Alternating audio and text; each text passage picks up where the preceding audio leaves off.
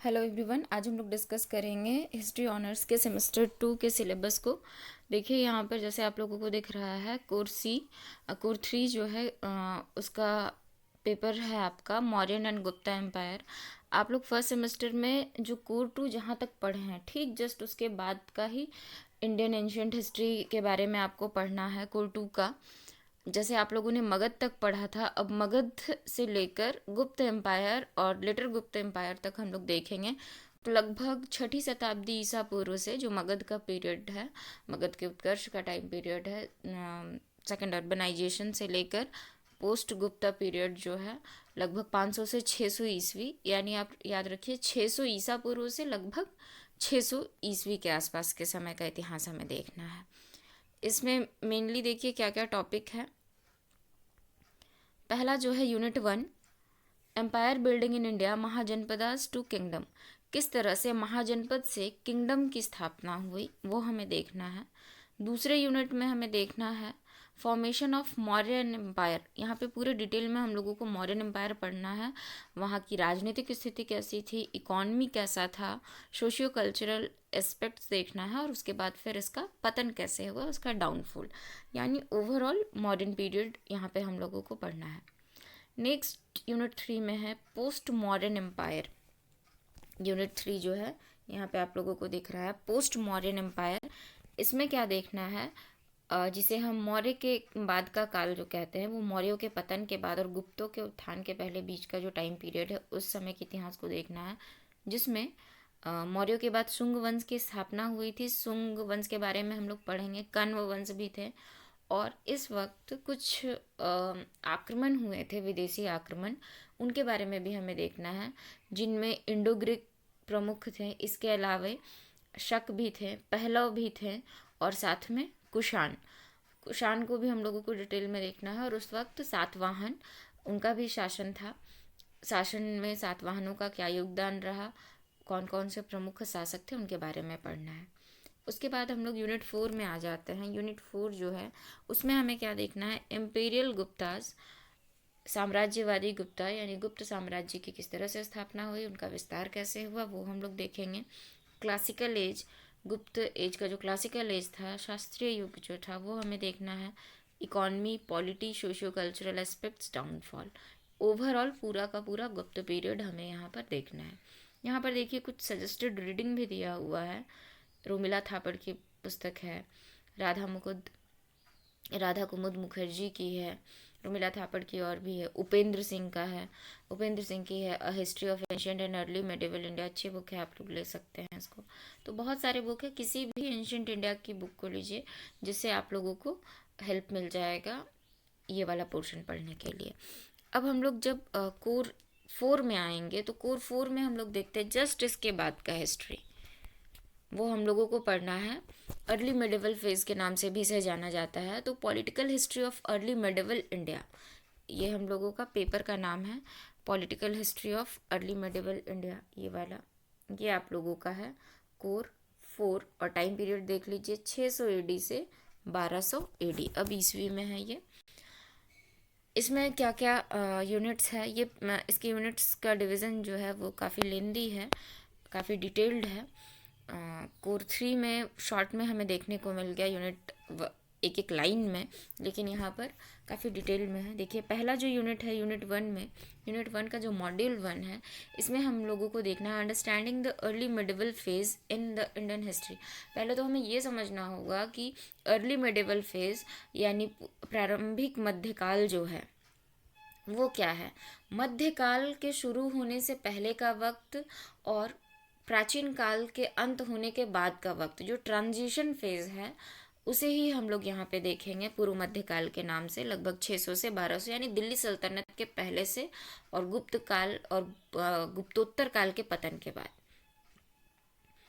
पहला जो है different perception on the early medievals literary and archaeological sources, development of regional cultures and overview. यहाँ पे हम लोग देखेंगे कि इस काल का एक परसेप्शन क्या था, इस काल को जानने के लिए कौन से स्रोत हैं जो हमें बताते हैं, यानी कौन सी पुस्तकें हैं जो पूर्व मध्यकाल के बारे में हमें जानकारी देती है, कौन से पुरातात्विक स्रोत हैं जो इस काल के बारे में जानकारी हमें देती है। तो ओवरऑल पर्टिकुलर इस फेज़ का हमें लिटरेरी एंड आर्कियोलॉजिकल सोर्सेज देखना होगा, और जो रीजनल कल्चर्स का डेवलपमेंट हुआ था उसे भी देखना है। नेक्स्ट मॉड्यूल 2 में हम लोग आ जाते हैं। मॉड्यूल 2 जो है ये एक इम्पॉर्टेंट चीज़ है, shift of political power from Pataliputra to Kannauj. Pataliputra से, जैसे मध्यकाल प्राचीन भारत में हम लोग देखे हैं महाजनपदों के उदय के बाद, मगध के उदय के बाद, मौर्य काल में, इवन गुप्त काल में भी पाटलिपुत्र जो था वो प्रशासन का केंद्र था, या हम ये कहें उत्तर भारत में शक्ति का केंद्र था। लेकिन अब ये कहाँ शिफ्ट हो रहा है? पाटलिपुत्र से कन्नौज में। कब? पूर्व मध्यकाल। तो ये पाटलिपुत्र से कन्नौज का जो शिफ्टिंग है पावर का, वो क्या है, वो देखना है। तो गॉड अंडर शशांक है पहला ही टॉपिक। शशांक के काल में गॉड, दैट इज बंगाल, हम लोग बंगाल वाले प्रांत को बोल सकते हैं। The most formidable power in eastern India, पूर्वी भारत में ये सबसे महत्वपूर्ण शक्ति थी। तो शशांक के बारे में पढ़ना है।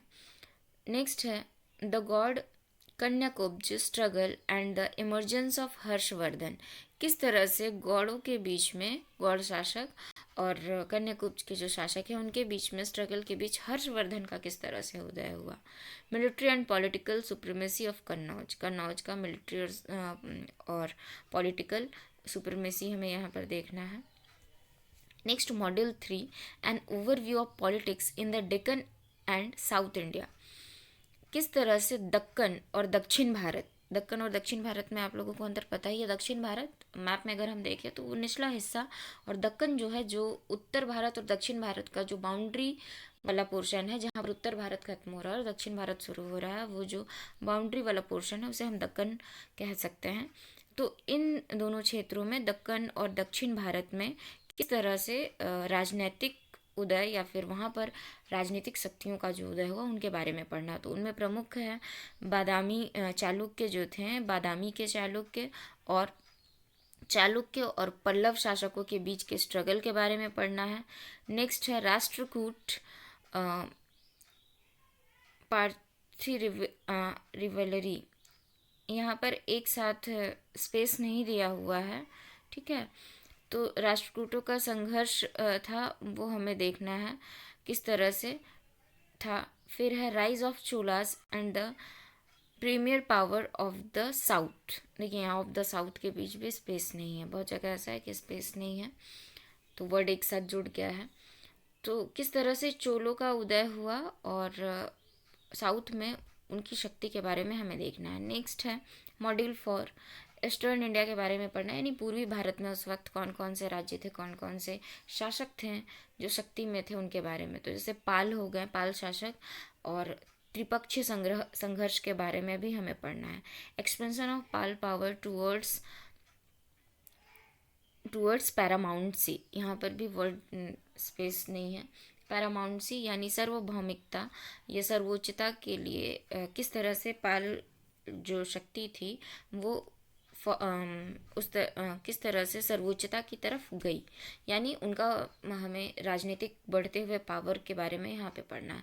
द सेनाज ऑफ बंगाल, बंगाल में जो सेन वंश था उसके बारे में भी हमें देखना है। नेक्स्ट है द स्ट्रगल फॉर एम्पायर, साम्राज्य के लिए संघर्ष।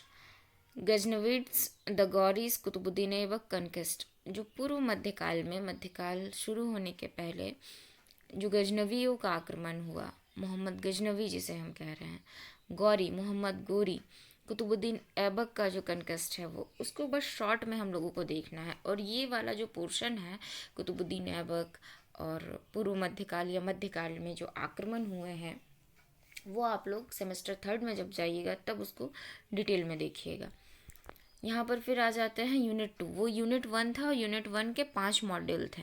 अब यूनिट 2 है और इसके भी फिर 4 मॉड्यूल हैं। वो देखिए क्या क्या है। पहले मॉड्यूल में है political process and structure of polity, यानी राजनीतिक प्रक्रिया के बारे में हमें समझना है इस काल का, और जो राजनीति था उसका क्या स्ट्रक्चर था। पहला point, absence of vast territorial empires, a dark period. एक समय ऐसा आया जब बहुत विशाल टेरिटोरियल क्षेत्रीय साम्राज्य का विघटन हुआ और एक अंधकारमय युग का सामना किया इतिहास ने emergence of feudal polity, nature and structure of Indian feudalism, इस वक्त सामंतवाद का जो उदय हुआ भारत में, उसके बारे में हमें देखना, और भारत में सामंतवादी व्यवस्था की क्या स्ट्रक्चर था और उसकी क्या विशेषताएं और स्वरूप था वो देखना है। Zenith of political feudalism 100 to 12 CE, 1000 to 12 CE, 1000 से 1200 CE, that is common era. AD कहें या CE कहें, बात एक ही है। CE मतलब कॉमन एरा है, यानी प्रेजेंट टाइम की बात कही जा रही है AD में। तो 1000 से 1200 ईस्वी के बीच जो पॉलिटिकल फ्यूडलिज्म था, यानी सामंतवाद का जो राजनीतिक स्वरूप था, उसके बारे में हमें देखना है। नेक्स्ट है the concept of segment tree state and the Indian experience. जो सेगमेंट्री स्टेट बना, यानी स्तरीकरण के आधार पर जो स्टेट बना, उसके बारे में हमें देखना है। मॉड्यूल 2 में आ जाते हैं the urban scenario, debates on the DK of urban centres. Urban centres के डीके मतलब क्षय में, यानी उनके पतन के बाद या किस तरह से पतन हुआ वो, और फिर से एक थर्ड फेज आया अर्बनाइजेशन का, उसके बारे में हमें देखना है। मॉड्यूल 2 में एडमिनिस्ट्रेटिव स्ट्रक्चर, जो राजनीतिक ढांचा था, उसके बारे में। The Cholas experiment a centralize state, Chola का जो शासन था, चोल वंश का जो शासन था, उसके बारे में हमें देखना है, और हमें ये निष्कर्ष निकालना है या उसका विश्लेषण करना है कि क्या उनका जो स्टेट था, राज्य था, वो केंद्रीकृत था कि नहीं। Land revenue system, land revenue system देखना है। उनकी जो कर प्रणाली व्यवस्था थी, भूमि कर प्रणाली व्यवस्था, उसके बारे में। Military organisation and administration of justice, उनका मिलिट्री सैनिक व्यवस्था कैसा था। जैसे चोलों का जो नाविक के सैनिक थे, यानी जल सैनिक के बारे में कई बार पूछता है। यानी ओवरऑल ये मॉड्यूल 3 जो है वो हम लोगों को चोल वंश के बारे में डिटेल में पढ़ना है। उसके बाद हम लोग आ जाते हैं मॉड्यूल 4 में टूवर्ड्स ट्रांजिशन। ट्रांजिशन मीन्स होता है संक्रमण काल, जहाँ पर दो चीज़ों की विशेषताएं या दो से अधिक चीज़ों की विशेषताएं मिलती है। Condition in India during the pre सल्तनत period, an overview of the cultural scenario. ये ट्रांजिशन फेज तब का है जब पूर्व मध्यकाल खत्म हो रहा है और मध्यकाल शुरू हो रहा है। जैसे इससे पहले हम लोगों ने देखा कि एंशिएंट खत्म हुआ और मध्यकाल शुरू हुआ, उसके बीच का समय। उसी तरह ये है कि 1200 AD में पूर्व मध्यकाल को मुख्यतः अनुमानतः खत्म माना गया है या फिर उसका एंडिंग माना गया, लेकिन यहीं से फिर शुरू हो जाता है 1206 के आसपास से सल्तनत काल। तो इस समय का जो बीच का टाइम पीरियड है, ट्रांजिशन फेज है, उसके बारे में थोड़ा सा देखना है। तो ये हो गया ओवरऑल आप लोगों का कोर 4। सजेस्टेड रीडिंग भी है यहाँ पे, एल बैशम की बुक है, फिर से रोमिला थापर की बुक है, एंशिएंट की कोई बुक जिसमें आपको अर्ली मेडिवल का भी फेज दिया हुआ है, आप वहाँ से हेल्प ले सकते हैं। आर एस शर्मा की बुक है, वो उपेंद्र सिंह की बुक है, बहुत सारे बुक है यहाँ पे, कोई भी एक बुक लीजिए, उसको अच्छे से वहाँ से आप लोग हेल्प ले सकते हैं।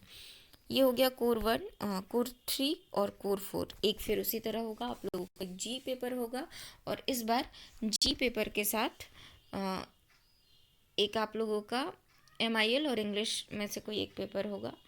तो 2 पेपर हो गए आपके ऑनर्स के, 2 पेपर, एक उसमें से जी और एक MIL और इंग्लिश, दोनों में से जो भी आप लोग अपने अकॉर्डिंग सेलेक्ट करिएगा, वहाँ पे ऑप्शंस रहते हैं।